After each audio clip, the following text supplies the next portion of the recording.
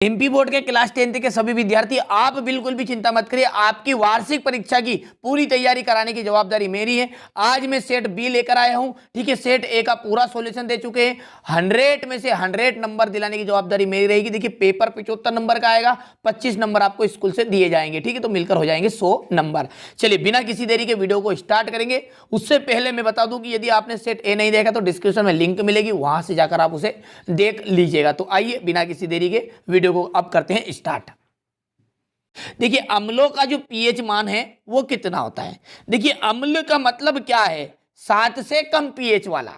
तो यहां पर अम्ल 7 से कम होगा। पादप जाइलम, पादप में जो जाइलम है वो उत्तरदायी होता है। देखिए जाइलम, जा से जाइलम और जा से जल, तो जाइलम जो है वो जल के वहन के लिए उत्तरदायी है, ठीक है।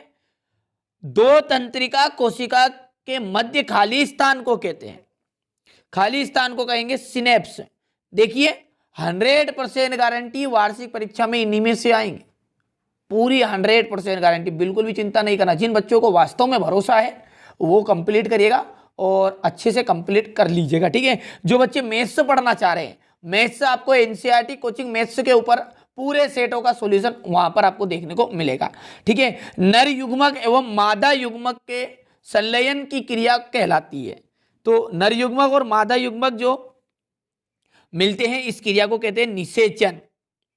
किसी बिंब का वास्तविक तथा समान साइज का प्रतिबिंब प्राप्त करने के लिए बिंब को उत्तल लेंस पर के सामने कहाँ रखेंगे। देखिए जब उस लेंस की फोकस दूरी दुगनी होगी, ठीक है, तो लेंस का जो वास्तविक प्रतिबिंब बनेगा और प्रतिबिंब वास्तविक बनेगा और साथ ही साथ समान साइज का बनेगा, यानी फोकस दूरी पर रखना पड़ेगा, ठीक है। इसके बाद में विद्युत धारा का जो एसआई मात्रक है, विद्युत धारा का, तो विद्युत धारा का जो एसआई मात्रक होता है वो होता है एम्पियर, ठीक है। चलिए क्वेश्चन नंबर जो 7 है, 7वें सही विकल्प में देखिए, यहां से देखिए, पारितंत्र में ऊर्जा का जो प्रवाह है सदैव, ठीक है, एक देशिक होता है, यानी कि एक ही दिशा में होता है।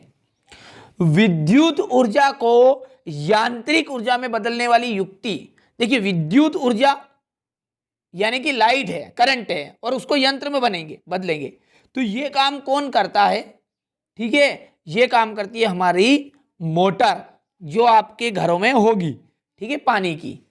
वे अभिक्रियाएं जिनमें उत्पाद का निर्माण तो होता ही होता है, साथ ही साथ उष्मा भी उत्पन्न होती है। तो जिसमें उष्मा उत्पन्न होगी वो कहलाती है उष्माक्षेपी अभिक्रिया। तो पहले कहा जाएगा आपका उष्माक्षेपी।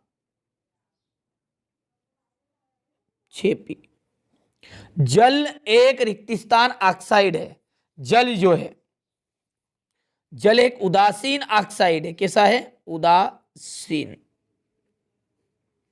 धातुएं प्रायः उष्मा और विद्युत की सुचालक होती है। कैसी होगी, सुचालक। पौधों में केवल समन्वय होता है, पौधों में किस तरह का होता है, रासायनिक।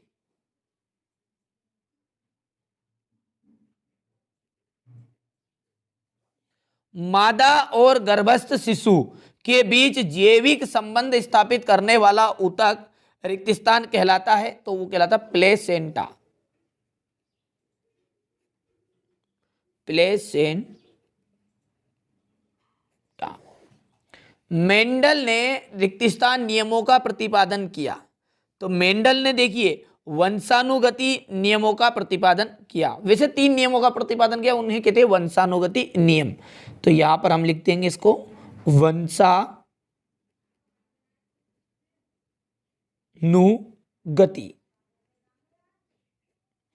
उत्तल लेंस की जो क्षमता होती है, देखिए ध्यान दीजिएगा, उत्तल लेंस की क्षमता धनात्मक होती है। कैसी होती है, लेकिन अवतल लेंस की जो क्षमता होती है वो कैसी होती है, ऋणात्मक होती है।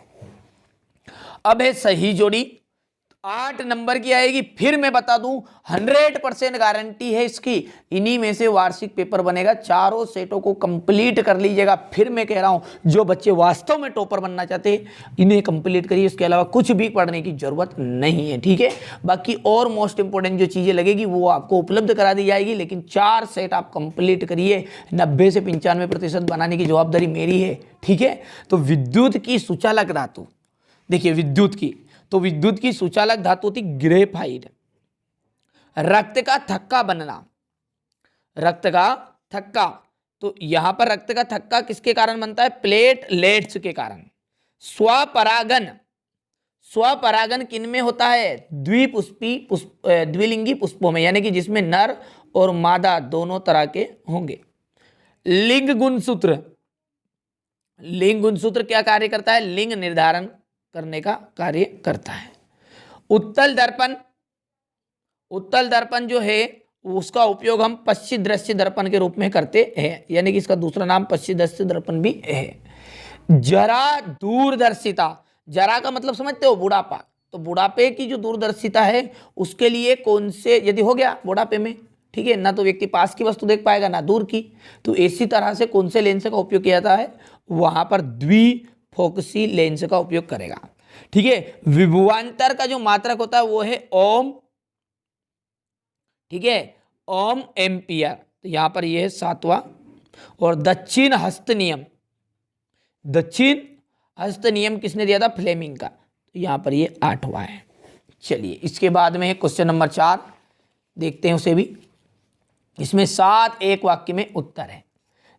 जब किसी यौगिक से ऑक्सीजन संयुक्त होती है तब यहां अभिक्रिया क्या कहलाती है? ठीक है, जब किसी यौगिक से ऑक्सीजन संयुक्त हो गई तो ये अभिक्रिया क्या कहलाई? तो ये कहलाई आपकी अपचयन, क्योंकि उसमें ऑक्सीजन जुड़ रही है, अपचयन। पारे की जो मिश्र धातु है वो कहलाती है, तो पारे की मिश्र धातु रहती है अमलगम। चलिए, मनुष्य में आयोडीन की कमी से होने वाला रोग कौन सा है? तो आयोडीन की कमी से होगा घेंगा रोग। घेंगा, कौन सा रोग? घेंगा, रट डालिएगा।